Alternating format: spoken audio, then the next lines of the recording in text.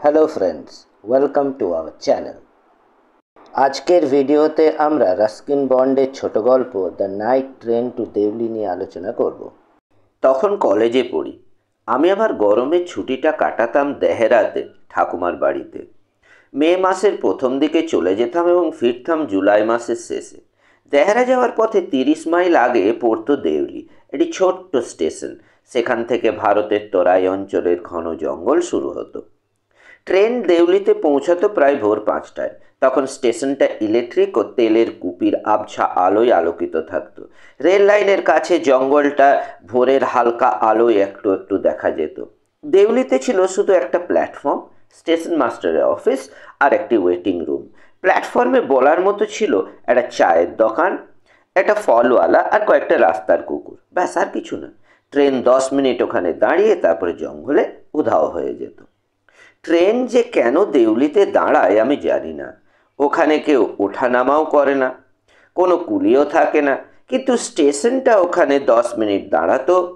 তারপর একটা ঘন্টা বাজলে গার্ড হুইসেল বাজিয়ে দিত, আর ট্রেনটার দেউলির কথা ভুলে তাকে পেছনে ফেলে রেখে চলে যেত। আমার জানতে ইচ্ছে করতো দেউলি স্টেশনের বাইরের জগৎটা ঠিক কেমন। একটা নিঃসঙ্গ ছোট্ট প্ল্যাটফর্মের জন্য আমার মন খারাপ লাগতো। এমন জায়গা যেখানে যাওয়ার কেউ নেই। তাই আমি ঠিক করেছিলাম যে দেউলিকে খুশি করতে একটা গোটা দিন ওখানে কাটাবো। আমি তখন 18 বছর বয়স। যাচ্ছিলাম ঠাকুমার কাছে। সেই রাতে ট্রেন নিয়মমাফিক দাঁড়ালো দেউলিতে। একটি মেয়ে ঝুড়ি বিক্রি করতে প্ল্যাটফর্মে এলো। শীতের সকাল। মেয়েটার গায়ে একটা চাদর জড়ানো, পায়ে জুতো নেই, পরনের পোশাকটাও পুরনো, কিন্তু বয়স বেশি নয়। শান্তভাবে হেঁটে যেতে যেতে সে আমার জানলার কাছে এসে থেমে গেল। ও বুঝতে পেরেছিল আমি ওকে মনোযোগ দিয়ে দেখছি, কিন্তু প্রথমে সেটা আমাকে বুঝতে দিতে চাইল না। ওর গায়ের রং ফ্যাকাশে, একরাশ ঝকঝকে কালো চুলের জন্য যা প্রায় সাদা দেখাচ্ছিল। কালো চিন্তিত দুটো চোখ কি যেন খুঁজে চলেছে। একসময় আমাদের চোখাচোখি হলো। আমার জানলার সামনে মেয়েটা কিছুক্ষণ দাঁড়িয়ে থাকলো, কিন্তু আমরা কেউ কোনো কথা বললাম না। সে যখন এগিয়ে গেল তখন আমি উঠে কামরার দরজার কাছে গেলাম। তারপর প্ল্যাটফর্মে নেমে চায়ের দোকানে গেলাম। কেটলিতে চা ফুটছিল। দোকানে তখন কেউ ছিল না, কারণ দোকানদার ট্রেনের কামরায় চা বিক্রি করতে ব্যস্ত ছিল। আমি লক্ষ্য করলাম মেয়েটা আমাকে অনুসরণ করে দোকান অবধি এসেছে। অবশেষে আমাদের কথা হলো। একটা ঝুড়ি নেবেন? এগুলো খুব ভালো বেত দিয়ে তৈরি। না, আমার ঝুড়ি লাগবে না। সত্যি লাগবে না? ঠিক আছে, একটা দাও বলে আমি একদম উপরের ঝুড়িটা তুলে নিলাম। তারপর ওকে একটা টাকা দিলাম, আলগোছে যাতে আঙুল ছুঁয়ে না ফেলি। ঠিক তখনই ট্রেনের বাঁশি বাজলো। আমি দৌড়ে ট্রেনে উঠতেই ট্রেন ছেড়ে দিল।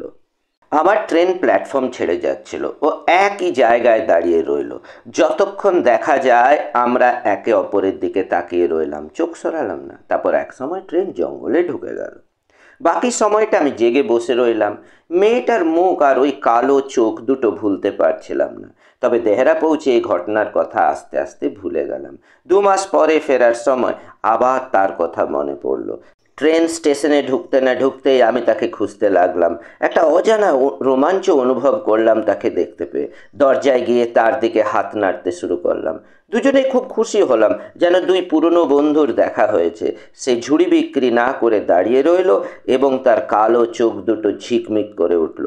আমরা দুজন কোনো কথা না বলেও যেন অনেক কিছু বলে ফেললাম।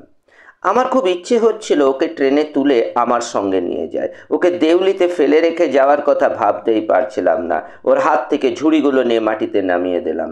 সে হাত বাড়িয়ে দিল তোলার জন্য, কিন্তু আমি তার হাত ধরলাম।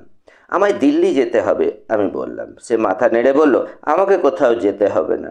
ট্রেনের বাঁশি বাজলো। ট্রেনের গার্ডের উপর অত্যন্ত রাগ হলো আমার। আমি বললাম, আবার আসবো, তুমি থাকবে তো? সে মাথা নাড়লো আবার। তখনই ট্রেনটা এগিয়ে গেল। আমি হাত ছাড়িয়ে নিয়ে ট্রেনে ওঠার জন্য দৌড়ালাম। আমার ট্রেন প্ল্যাটফর্ম ছেড়ে যাচ্ছিল। ও একই জায়গায় দাঁড়িয়ে রইল। যতক্ষণ দেখা যায় আমরা একে অপরের দিকে তাকিয়ে রইলাম, চোখ সরালাম না। তারপর একসময় ট্রেন জঙ্গলে ঢুকে গেল। এইবার আমি আর তাকে ভুললাম না। কলেজের বছরটা শেষ করে আমি দ্রুত দেহেরা যাবার জন্য তৈরি হলাম। আমার ঠাকুমা খুব খুশি হবে আমাকে দেখে। ট্রেনটা যখন দেউলিতে ঢুকছে আমি খুব চিন্তায় ছিলাম, কারণ মেয়েটিকে কি বলবো কি করব কিছুই জানি না। ভাবতে লাগলাম কি করে আমার মনের কথাগুলো তাকে জানাবো। ট্রেনটা দেউলিতে দাঁড়ালো, আমি প্ল্যাটফর্মে নামলাম, কিন্তু মেয়েটাকে দেখতে পেলাম না। খুব হতাশ হয়ে কিছু একটা করতে হবে ভেবে স্টেশন মাস্টারের কাছে গেলাম। যে মেয়েটা ঝুড়ি বিক্রি করতো তাকে আপনি চেনেন? না, চিনি না। আর আপনিও তাড়াতাড়ি ট্রেনে উঠুন, যদি না চান ট্রেন আপনাকে ছেড়ে চলে যায়। কিন্তু আমি প্ল্যাটফর্মের এদিক থেকে ওদিক দেখলাম, প্ল্যাটফর্ম পেরিয়ে আমার দৃষ্টি আরও দূরে নিয়ে গেলাম, কিন্তু সেখানে শুধু একটা গাছ এবং জঙ্গলে মিশে যাওয়া একটা ধুলো ভরা রাস্তা ছাড়া আর কিছুই ছিল না। ট্রেন স্টেশন ছেড়ে যাচ্ছিল, তাই আমাকে দৌড়তে হলো। জানলার সামনে বসে শুধু ভাবতে লাগলাম আমি কি করতে পারতাম সেই মেয়েটিকে খোঁজার জন্য, যাকে আমি দুবার দেখেছি, যার সঙ্গে আমার প্রায় কোনো কথাই হয়নি, যার সম্বন্ধে আমি কিছুই জানি না, কিন্তু তার জন্য আমার মনটা হু হু করছিল, তার প্রতি একটা দায়িত্ববোধ আসছিল। সেবার ঠাকুমা আমার যাওয়ায় খুব একটা খুশি হলো না, কারণ আমি মাত্র 2 সপ্তাহ থেকেই ফিরে এসেছিলাম। খুব অস্থির লাগছিল, তাড়াতাড়ি ফিরতে চাইছিলাম, যাতে দেউলি স্টেশনের স্টেশন মাস্টারকে আরও কিছু প্রশ্ন করতে পারি। কিন্তু দেউলিতে বদলি হয়ে একজন নতুন স্টেশন মাস্টার এসেছেন, তিনি কিছুই জানতেন না। চায়ের দোকানের মালিককে জিজ্ঞাসা করতে বলল, হ্যাঁ, একটা মেয়ে ছিল, মনে আছে, কিন্তু এখন সে আসা বন্ধ করে দিয়েছে। কেন, আমি জিজ্ঞাসা করলাম। সে বলল, আমি কি করে জানবো, ও আমার কে? আবার ট্রেন ধরার জন্য ছুটতে লাগলাম। ঠিক করলাম এই দেউলিতে এসে একটা দিন কাটাবো, খোঁজ করব মেয়েটার, যে তার গভীর চোখ দুটো দিয়ে আমার মনটা কেড়ে নিয়েছে। এই চিন্তা নিয়ে কলেজ শেষ করলাম।